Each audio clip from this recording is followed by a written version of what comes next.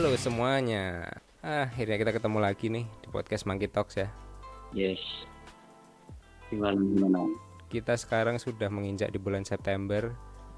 Dan kali ini podcast Monkey Talks akan mengundang seorang dosen lagi. Inggris dosen ya. Saiki dosen meneh. Emang koncone dhewe iki emang akeh-akeh wong akademisi kok. Wis ra apa-apa lah.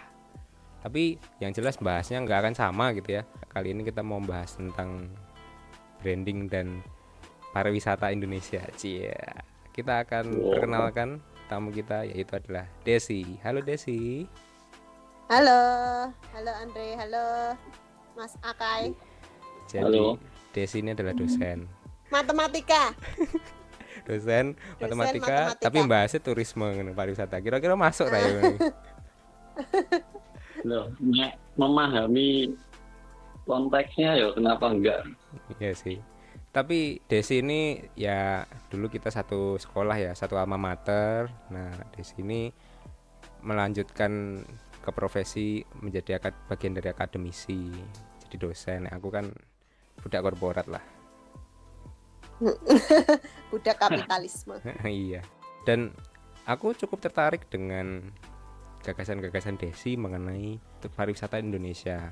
Concern dia itu cukup menarik untuk kita diskusikan di podcast Monkey Talks kali ini. Nah, Des, nek menurutmu itu apa yang terjadi sih di industri pariwisata pada pandemi ini di Indonesia ya?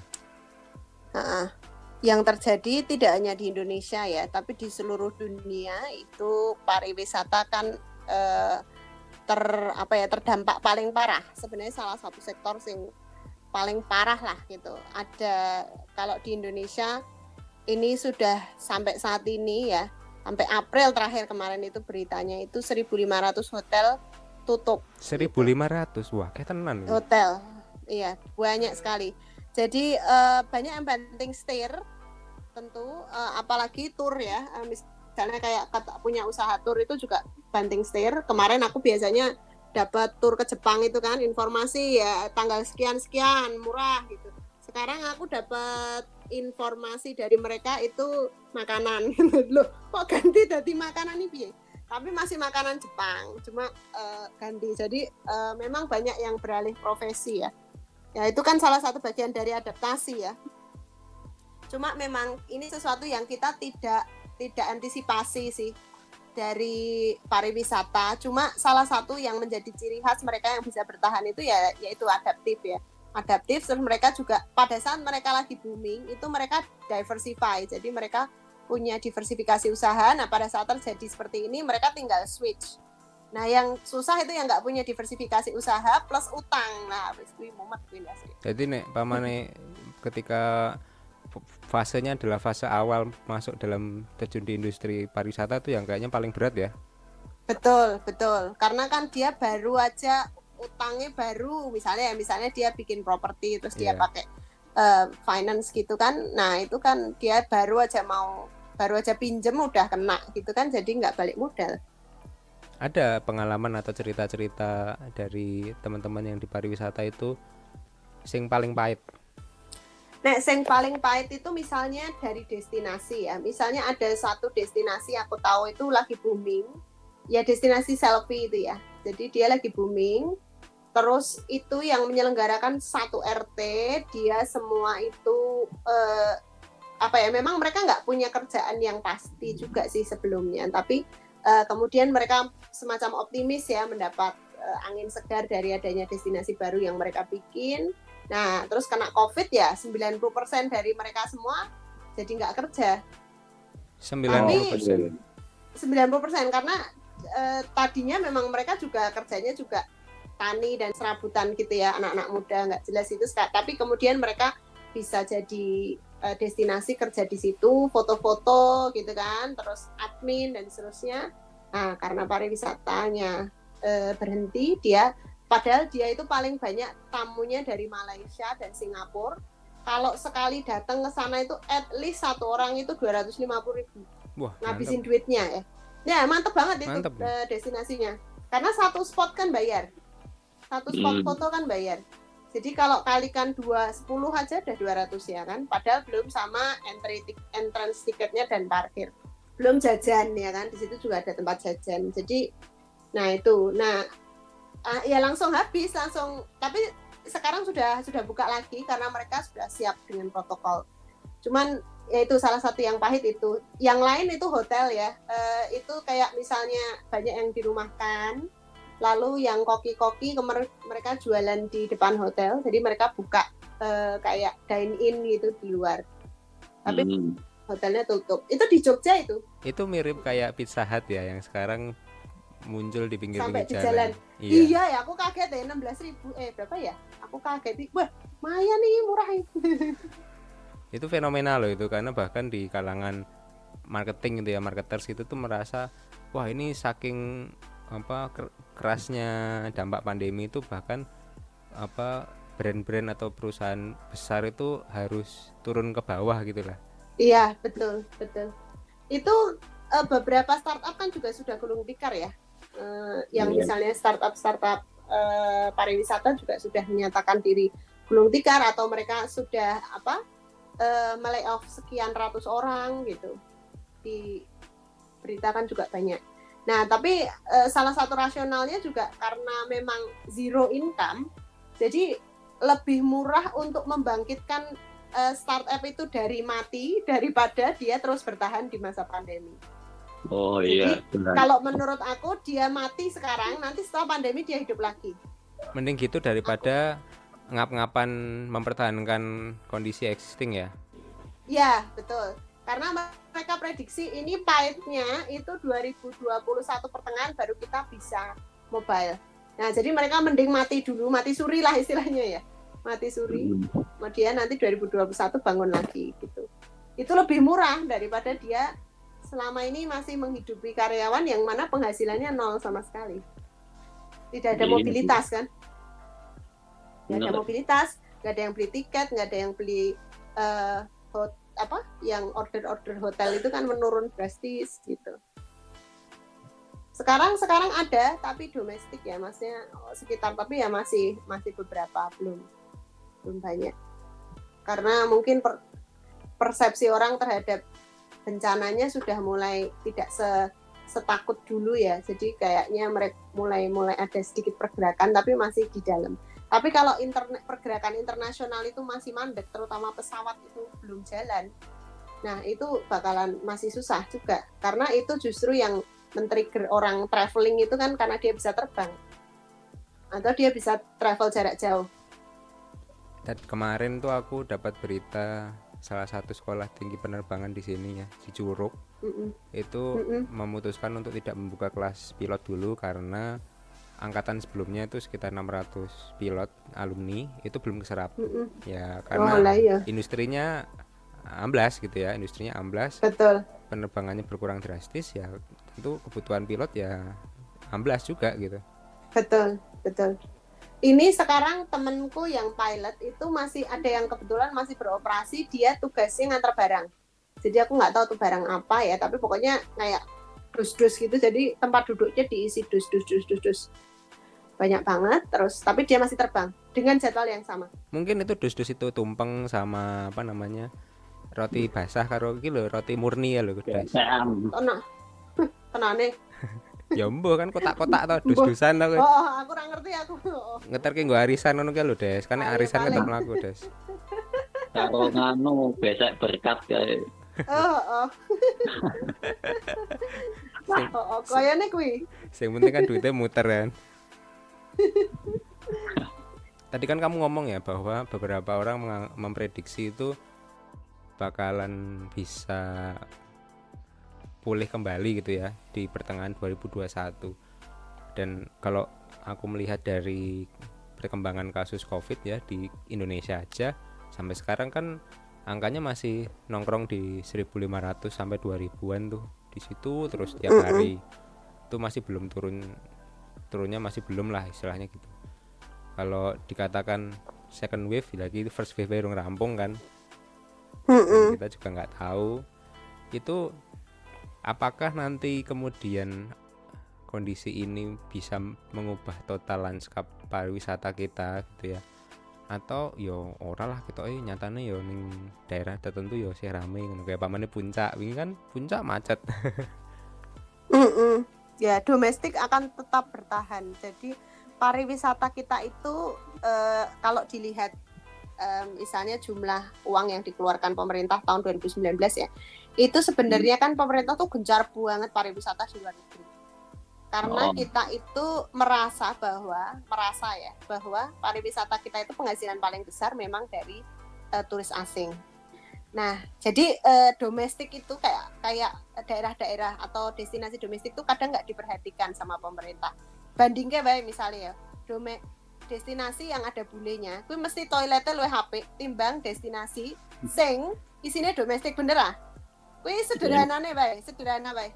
Betul, sederhana baik. Tapi sebenarnya itu keliru. Karena apa? Karena destinasi domestik itu sebenarnya adalah penolong kita pada saat situasi seperti ini. Nah, saiki sapa sing bakalan lunga ning daerah-daerah destinasi kuwi nek dudu sedulure sesama Indonesia dhewe, ngono.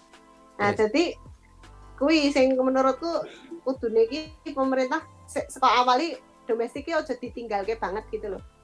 Destinasinya diangkat harganya nggak apa-apa, murah banget kok mlebu destinasi domestik atau meng 5.000 apa piro ngono ki lho.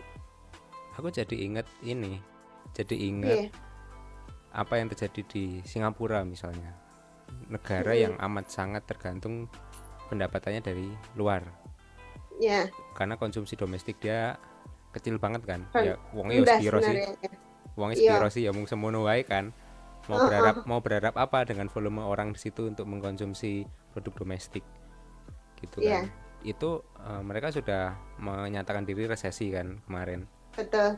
Terus aku mundur sedikit lagi, waktu dulu kalau nggak salah ya pernah dapat berita Maldives itu juga on the verge of bankruptcy ya, diambang kebangkrutan karena Maladewa atau Maldives ini kan siapa yang datang? Emang saat tetangga kiri kanan kan mereka semua usaha turisme semua pariwisata. Iya. Mosok ya teko silaturahmi aku tak ning pantaimu ya kowe mlebu dhewe wae wis nang dapur kono masak dhewe, rasah bayar. Aku yang di pantai dhewe ya. Aku yang di pantai wis rasah bayar lah iki wis padha-padha susahe. Artinya kan tidak ada konsumsi domestik jatuhnya. Iya, betul. Semuanya mengandalkan dari luar negeri. Itu memang paling kedampak ya, bener enggak sih, Des? Betul.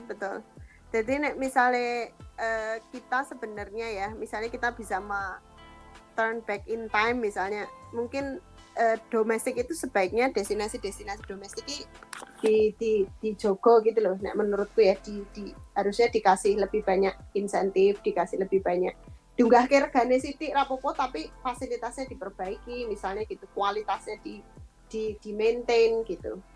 Jadi ketika situasi seperti ini tetap kita bisa mendapatkan market yang besar, wong jumlahnya dhewe 230 ya. Misalnya mobilitas hanya di dalam Jogja aja kita sudah banyak loh sebenarnya untungnya. Ya toh, misalnya hitungannya Indomie wae ming piro misalnya 10.000 atau 15.000 10.000 ya Indomie. Misalnya tuku Indomie 10.000 tapi le tuku 100 wong kan ya wis padha wae toh. Wis akeh gitu loh profitnya. Daripada bule. Dan by the way, kalau misalnya kita kemarin kan aku yang riset di desa wisata itu kan, di Penglipuran itu, kria dan fashion itu yang beli bukan bule, tapi orang Jakarta atau orang Jawa. Jadi tren itu baru atau sudah lama? Enggak, memang sudah lama. Okay. Jadi Penglipuran itu para pedagangnya di situ bilangnya malah mereka itu sekarang lebih suka dengan orang Indonesia, turis Indonesia. Why? Domestik karena mereka lebih banyak beli daripada turis bule. Memang betul karena orang bule itu kalau beli itu kan dia nggak beli oleh-oleh kayak orang Indonesia kan? Enggak. Dia kalau beli kan cuma yang high quality buat dirinya sendiri. Iya. Ya kan? Yeah. Sementara orang Indonesia itu kan beli sing ra penting kayak misalnya kitchen terus sarung lah, apa kaos lah gitu. Tapi dia beli dalam volume banyak. Nah, ini salah satu buying behavior-nya orang Indonesia yang sebenarnya ini bisa men-trigger ekonomi yang kecil-kecil itu.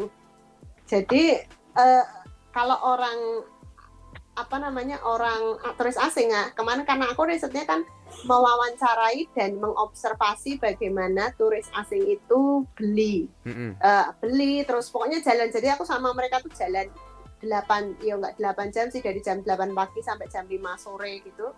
Mereka ngapain aja sih ikut tur itu gitu. Jadi aku merecord semuanya gitu.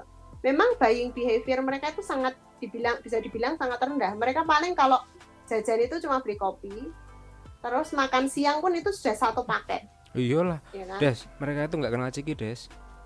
Nah iya, makanya mereka tuh nggak terus aku tak tuku tiwul apa Apa? ya, Cuy, cilok dulu cuy.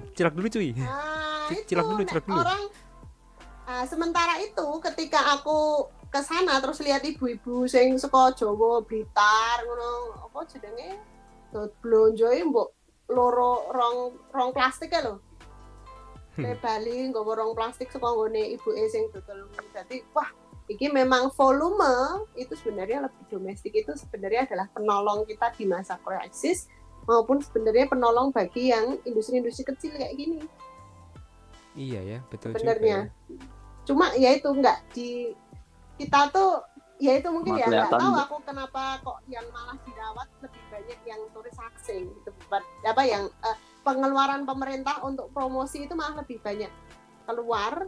Volumenya itu kayak kemarin aku ngitung berapa ya, kayak misalnya let's say 2M gitu ya untuk luar negeri. Buat Indonesia itu cuma 500 juta. Jadi perbedaannya itu seperempatnya spendingnya untuk berinvestasi supaya marketnya itu meningkat gitu loh, kayak promosi dan seterusnya gitu. Ini menarik loh, padahal orang Indonesia itu gampang loh, sawah dikasih jembatan, dikasih ini udah rame.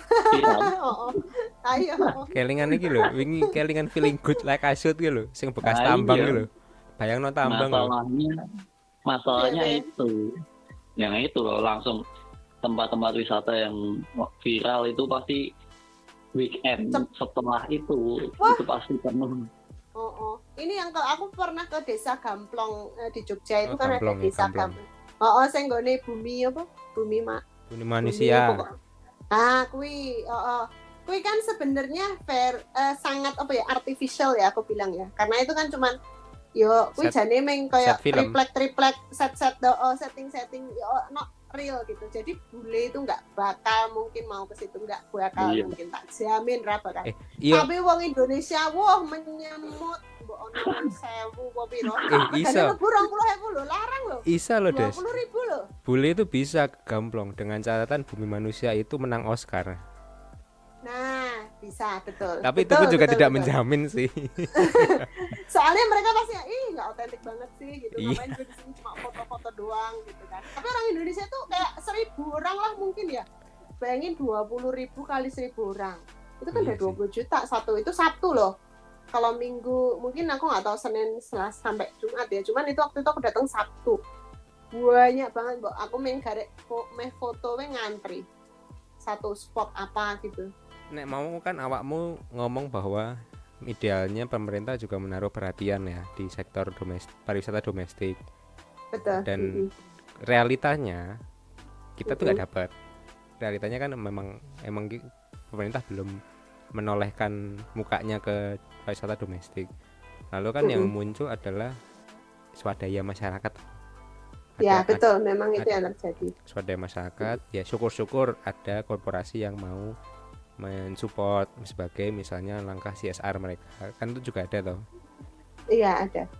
Nah, saiki pamane kita ngomong itu sebagai tempat destinasi, yes. Tapi aku mau retrospeksi ke daerah sekitaran Jabodetabek ya. Pariwisatanya nggak banyak. Kalau dikatakan artifisial, ya enggak sih. Keindahan alamnya itu ada, tetapi kemampuan warga sekitar untuk mengolahnya itu berbeda-beda. Aku katakan gitu ya.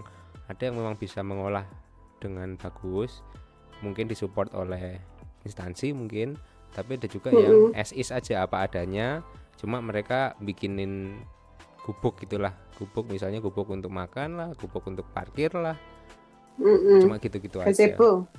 Gazebo juga.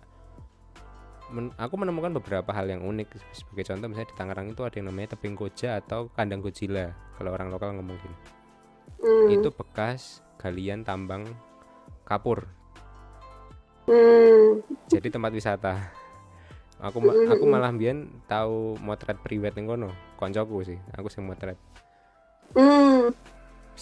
Ya karena kita nyari mana ya tempat wisata yang dekat sini yang buat foto oke dan ongkosnya nggak mahal. Ya wis coba we kandang Godzilla. Oke, kita ke sana.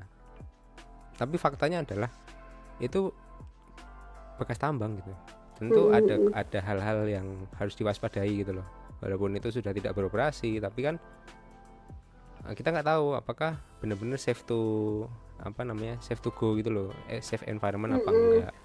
Waktu lalu ada yang namanya Danau Cibiru, beda tempat gitu ya, di Tangerang juga sama, bekas galian tambang, danaunya biru.